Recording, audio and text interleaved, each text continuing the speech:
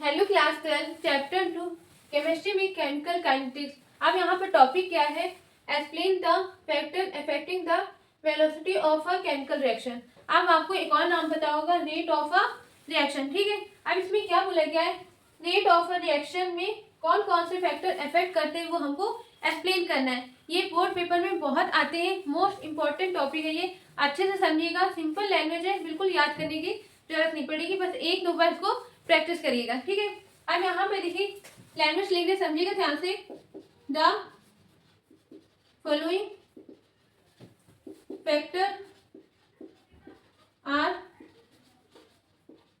Affecting the velocity of अ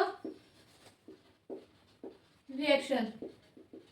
ठीक है, मतलब यहाँ पर वेलोसिटी ऑफ अ रिएक्शन में कौन कौन से फैक्टर अफेक्ट कर रहे हैं वो हम नीचे लिखेंगे। ठीक है, तो चलिए सबसे पहला पॉइंट है, पहला point nature of a reactant.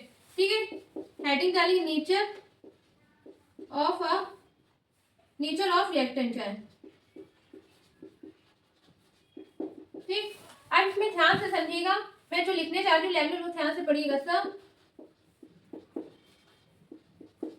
substances react faster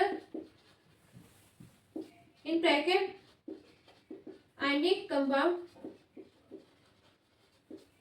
while other react slowly in bracket covalent compound। यहाँ पर क्या लिखा है मैंने, ध्यान से समझिएगा। नेचर ऑफ रिएक्टेंट में some substances react faster in bracket ionic compound while other react slowly in bracket covalent compound. अब यहाँ पर क्या बात हो रही है, मतलब कुछ रिएक्शन के लिए क्या होता है, फास्ट होता है जैसे कि आयनिक कंपाउंड में, और कुछ रिएक्शन के लिए रेट ऑफ रिएक्शन क्या होता है, स्लो होता है, तो जैसे कि कोवैलेंट कंपाउंड। ठीक है, रेट ऑफ रिएक्शन की बात हो रही है तो यहाँ पर क्या मीनिंग है, कुछ रिएक्शन के लिए रेट ऑफ रिएक्शन फास्ट होता है जैसे कि आयनिक कंपाउंड में, और कुछ रिएक्शन के लिए रेट ऑफ रिएक्शन स्लो होता है जैसे कि कोवैलेंट कंपाउंड। ठीक है, इसका मीनिंग आपको अच्छे से समझ में आ गया। अब सेकंड पॉइंट क्या है, कंसंट्रेशन ऑफ रिएक्टेंट। अब इसमें ध्यान से समझिएगा, सबसे पहले the rate of a reaction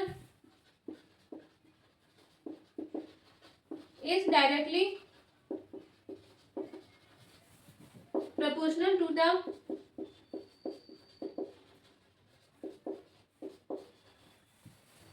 concentration of reactant। आपको अच्छे से पता है इसको लिखने का तरीका क्या है, जैसे रेट ऑफ रिएक्शन को हम क्या बोलते हैं, R is directly proportional to, क्या तो आप ऐसे लिख लीजिए लैंग्वेज में, the rate of reaction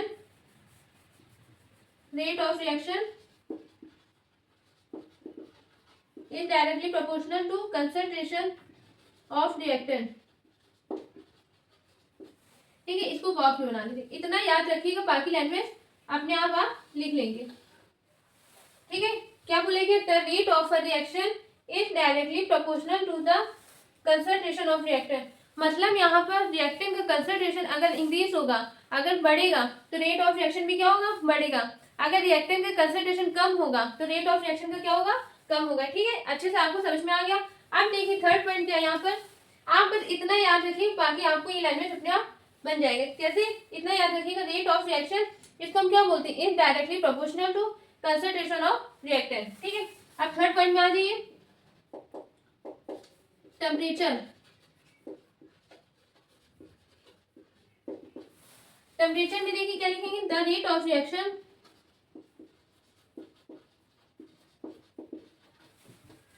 is directly proportional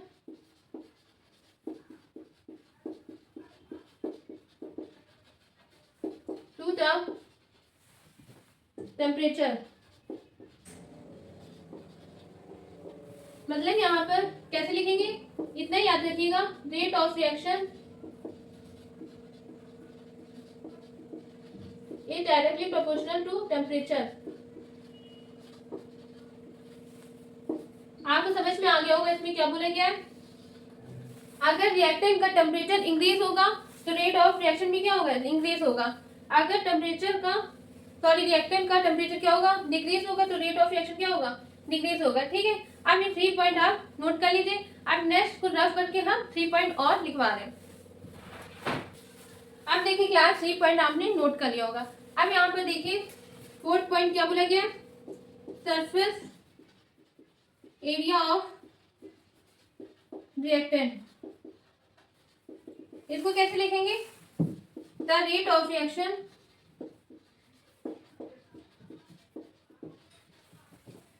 is directly proportional to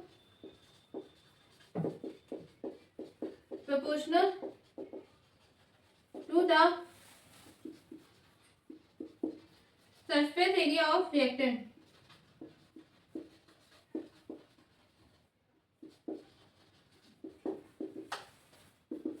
Therefore rate of reaction is directly proportional to surface area of reactant।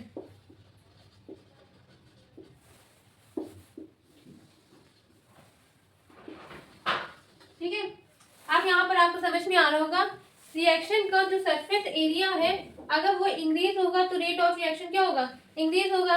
अगर रिएक्शन का सरफेस एरिया डिक्रीज होगा तो रेट ऑफ रिएक्शन क्या होगा, decrease होगा। मतलब example आप ले लीजिए, अगर हमने ले लिया सॉलिड और एक ले लिया उसका पाउडर, मतलब कोई भी आपने चौक ले लीजिए, सपोज चौक है, आपने उसको रखा तो उसमें कितना कवर हो रहा है, एरिया थोड़ा ही कम होगा। ठीक है, आप इसको क्या किया, चौक को पाउडर में पीस दिया तो वो कितना एरिया में कवर करेगा, मान लीजिए इतना एरिया में, तो किसका रेट ऑफ रिएक्शन ज्यादा होगा। आप कहेंगे मैम इसका जो चौक का पाउडर है उसका रेट ऑफ रिएक्शन ज्यादा होगा, क्यों, सरफेस एरिया ऑफ रिएक्टेंट इसमें ज्यादा है इसलिए रेट ऑफ रिएक्शन क्या होगा, ज्यादा होगा। ठीक है, अब आपको अच्छे से समझ में आ गया होगा, इसको अच्छे से नोट करिए, आपने नोट कर लिया होगा यहाँ तक। अब इसके बाद 5th पॉइंट क्या है, इफेक्ट ऑफ कैटलाइज। ठीक है, अब इसको कैसे एक्सप्लेन करेंगे, telling a catalyst can speed upper reaction. मतलब यहाँ पर रिएक्शन को स्पीड बढ़ाने के लिए जो काम करता है उसको हम क्या बोलते हैं, कैटेलाइज, इसलिए यहाँ पर इफेक्ट ऑफ कैटेलाइज। ठीक है, अब इसके बाद 6th पॉइंट क्या है, 6th पॉइंट हमारा है pressure for a gases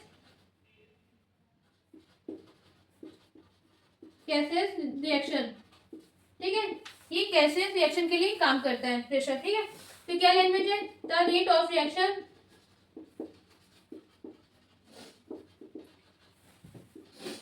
is directly proportional to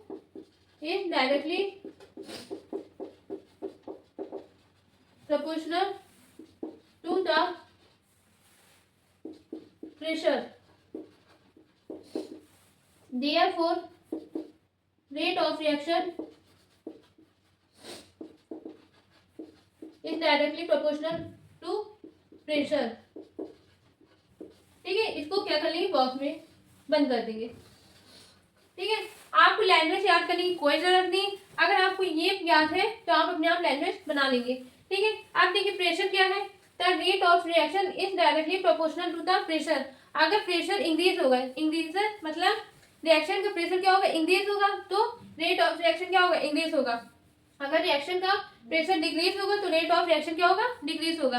ठीक है, इसको इतने पॉइंट अच्छे से लर्न कर लीजिएगा, कम से कम 2 से 3 बार प्रैक्टिस करिएगा। अब हम मिलते हैं अगले नेक्स्ट वीडियो में नेक्स्ट टॉपिक के साथ। Thank you.